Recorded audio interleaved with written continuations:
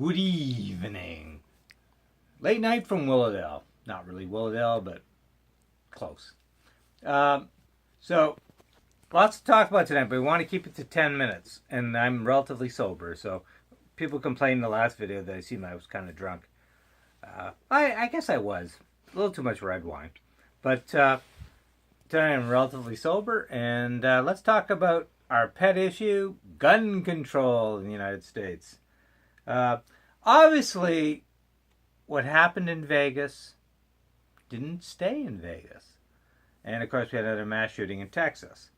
And we had the usual hand wringing and calls for unity and all that. Although I found with the Texas shootings, there was a little less of that. People are finally beginning to think, okay, you can't just do that. Donald Trump was in Japan when it happened. And he said, oh, everyone basically said he didn't want to talk about gun control. He said it's too early to talk about that. It's we shouldn't be even talking about political issues over this during this horrible time. Of course, after the attack in New York a little over a week earlier, he had no problems going after Muslims and the Uzbeki guy and basically saying he should be sent to a gas chamber and all that. But of course, he was Muslim, and of course, it's never too early. It's never too early to talk about terrorism and Muslims and all of that. But when it's a good old white boy, good old American who does a mass shooting, then it's always too, we have to unify, we have to pray. It's always too early to talk about gun control because that's a political issue. But that's wearing thinner and thinner. So let's talk about gun control in the United States. Obviously, within a few days of the Texas shooting, which was basically a week ago, the shooting faded into distant memory, as did the calls for gun control. That's gone. We're just waiting for the next mass shooting. And in the United States, a mass shooting pretty much takes place every day. So let's look at the headlines. That was Vegas. Okay. This was Dallas when they killed a bunch of Dallas policemen a couple of years ago. Hey, this was Sandy Hook. 20 kids dead. Okay. Sandy Hook in Connecticut. And of course, this was Texas. A lot of kids died in that one too. So these are all the headlines. If you don't look, after what happened in Sandy Hook, after what happened in this massacre in Connecticut when these kids were killed at the school in Sandy Hook Elementary, you're not going to get gun control. If you're not going to get gun control after that, you're not going to get it. And of course, they never had it. And President Trump, it's a year. It's been a year. I still can't call him President Trump. Former President Obama. Let's just call him President Obama, if we will. And I'm not. I was never a big fan of Obama, but he was he was an advocate for gun control. He said after one of the mass shootings, and I don't know which one it was. It was one. It might have been Sandy Hook. I think it was one after that. He said Americans need to make some decisions about where they're going, and take some action on gun control. And it was the most prophetic lines an American president has ever said. He said to make no decision. He said, President Obama said this: to make no decision is a decision in itself, and that is becomes so prophetic, right? Because how many mass shootings have we had? And he said that, I think, before Orlando. So, and how many, okay, let's look at that, New York Times, right? 477 days, 521 mass shootings, and zero action by Congress. Basically a mass shooting every day. And that was before Texas. That was just after Vegas. That was before Texas. The United States has 4.4% of the world's population. But they, according to the New York Times, they have. Well, let me look at that. Sorry, I'm going to glare here. Americans make up 4.4% of the global population, but they own 42% of the world's guns. Americans make up 4.4% of the world's population, and they own 42% of the world's guns. In fact, 3% of Americans own 50% of their guns. It's stunning. The New York Times also reports that from 1966 to 2012, 31% of gunmen in mass shootings worldwide were Americans. That's just stunning. That's the statistics go on, right? Let's just... This... All we have to say is this. Every day there's mass shooting in the U.S., basically. 3 or 4 people... You know, mass shooting is considered 4 or more, right, Clete? 4 or more, right? 4 or more, yeah. Yeah, 4 or more. So there's basically a mass shooting in the U.S. every day. And you and I, we all know before the new year, before this 2017 is out, there'll be another big shooting in the U.S. And nothing will be done. So the question is this. What level of violence do the Americans consistently want to live with? No other country in the Western world has this level of violence. None. And how much violence are Americans willing to tolerate? And I guess from what we're seeing is Americans are willing to tolerate a lot of violence. They're willing to tolerate a lot of mass shootings, and they're willing to tolerate this. And Americans have to ask themselves, what kind of society do we want to live in? And that's just, and forget the whole thing over, a mental illness and all that. Every country, I have mental illness. Cleve, you have mental illness. We all have mental illness. I don't have mental illness. Every country has levels of mental illness comparable to the United States, okay? But they don't have mass shootings like the United States. So, and there have been lots of studies that is the reason the United States has mass shootings is because they have access to weaponry, have access to weapons of mass destruction, easy access. And that's the reason the United States has this violence. No other country has this kind of access. They say the most violent country after the United States is Yemen. Well, they're involved in a civil war, obviously fueled by the United States and Saudi Arabia. But the United States has levels of violence that are even unseen in the third world. And Americans need to ask themselves, why does this happen? Why does this country have violence like that you don't see in the rest of the West, of the developed world, the Western world, and not even in the third world? The city of Chicago has 800 homicides a year. Like, God, it's a city the size of Toronto. Toronto has 60, 70 homicides a year. Like, it's all about guns and gun violence, and they don't want restrictions on guns, and Americans are willing to live with that, and that's that's it. There's nothing to say. Americans are willing to live with this level of violence because they have basically, society doesn't want to put restrictions on guns, and they have access to some of the nastiest guns on the planet Earth. Okay, I think I've beat that one down, but we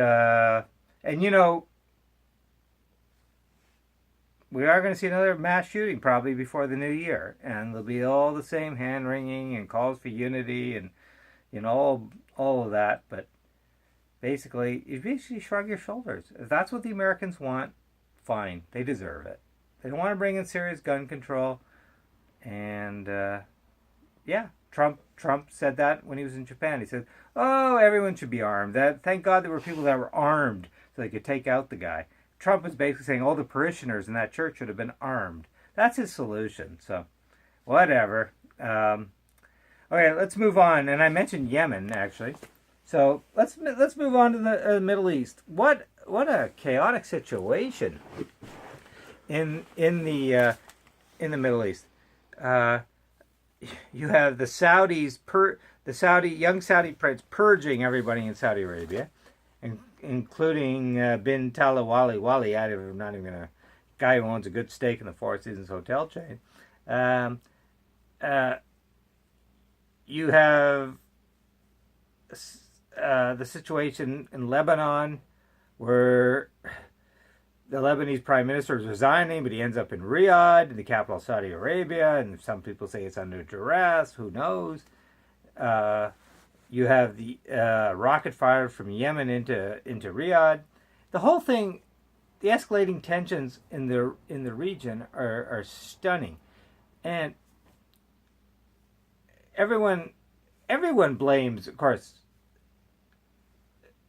Many people blame Iran. Iran is behind all of this. Of course, Iran is not behind any of this. This is Saudi Arabia, our American ally, Donald Trump's puppet and friend, who's doing, because they basically have the okay from the Americans to do whatever they want. And the Saudis are just creating all sorts of chaos in the Middle East. Yes, they're definitely going through an internal purge, an internal revolution. It's very mysterious. We don't know who goes in the House of Saud. But the young King Salman is definitely purging people. But they are also the Saudis are meddling in Lebanon, and we know they're part of a vicious war in Yemen, one of the nastiest wars going on the globe right now, which has caused thousands of civilian deaths. Lots. Yeah, pour yourself some wine there, Khalid. That's good. Nice Italian wine, by the way. Anyway, on to more important things. Getting on to more important things. But yeah, Yemen is a crisis zone, and it's kind of ignored by the world. But there are outbreaks of cholera and all sorts of nasty diseases. It's a humanitarian disaster. People are starving. Thousands are dead.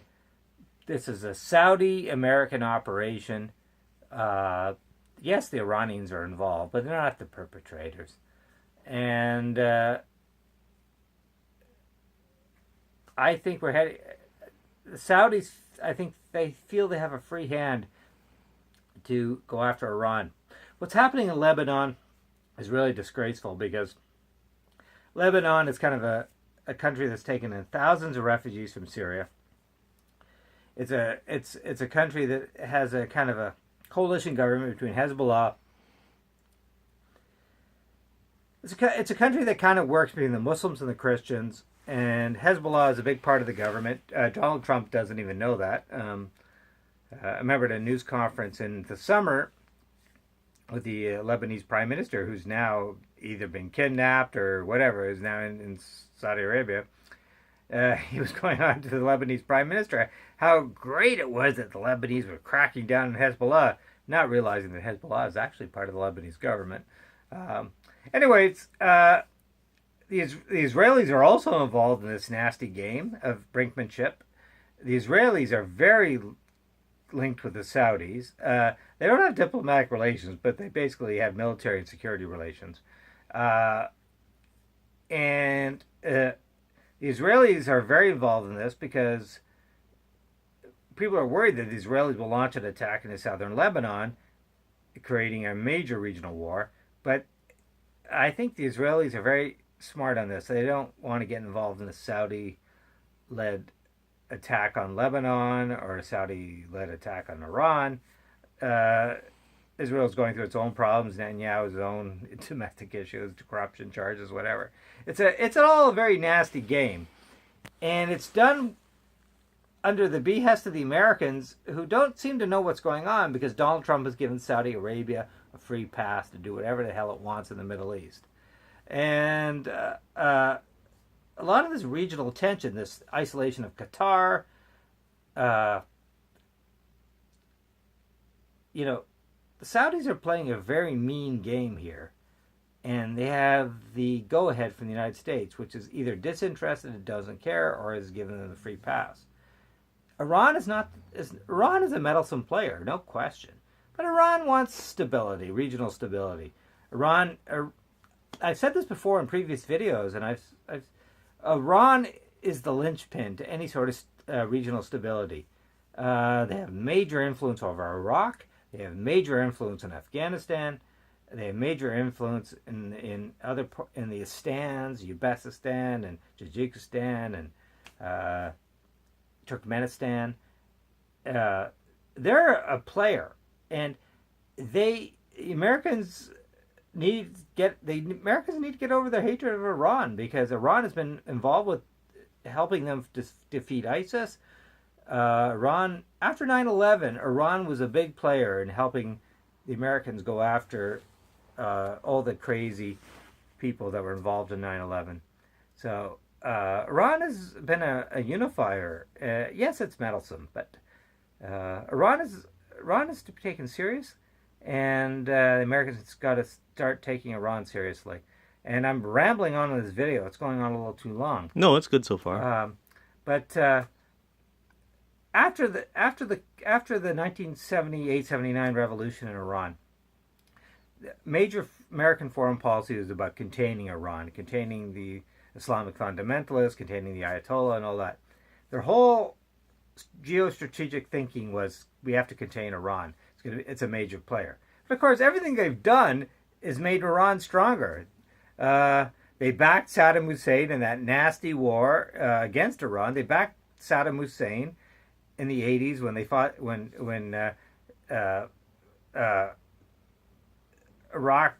the Iraq-Iran war, where Saddam Hussein used gas against the Kurds and all of that. And then, of course, they invaded Iraq, which basically gave and of course that invasion was a disaster, and Iran gained all sorts of regional leverage.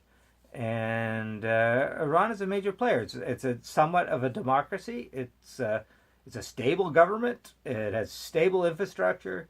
It's a stable society. Women have rights in Iran. Minorities have rights.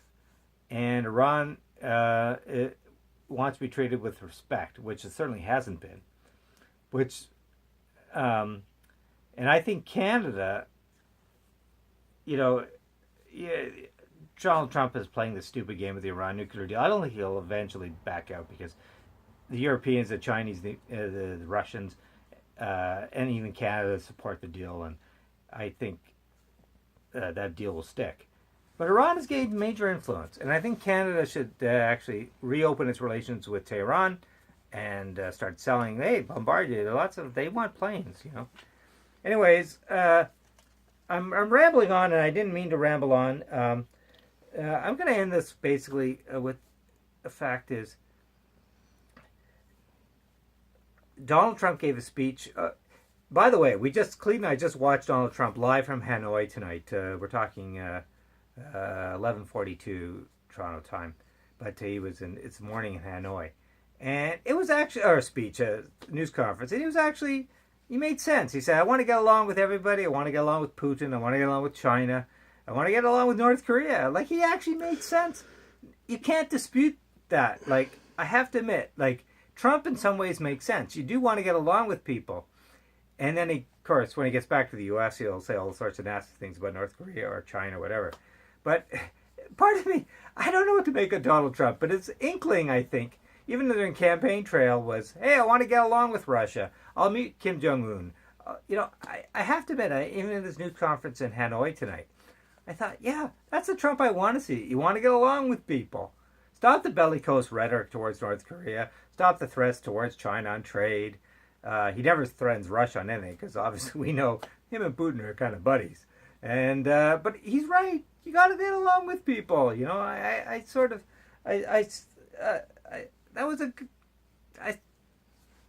thought, wow, that's a Trump I'd like to see more often. Anyways, while Trump was in Vietnam, Canada and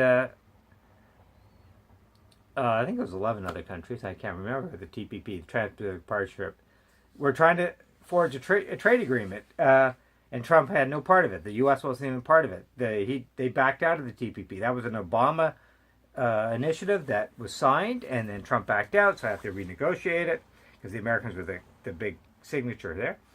And, Canada's playing a bit of a game there, but smart for Trudeau to do that, because Canada has power, and they need to get some certain things into the TPP, which I think most Canadians want: environmental, labor rights, and exact whatever. I think that agreement without the United States will eventually be signed. I think you should include China. I think China is a major player now on the world stage, and it's stable, and it's open to trade, and it's a major player. And I think we need to deal with China. And as the U.S. recedes from global leadership, which in some ways is not a bad thing,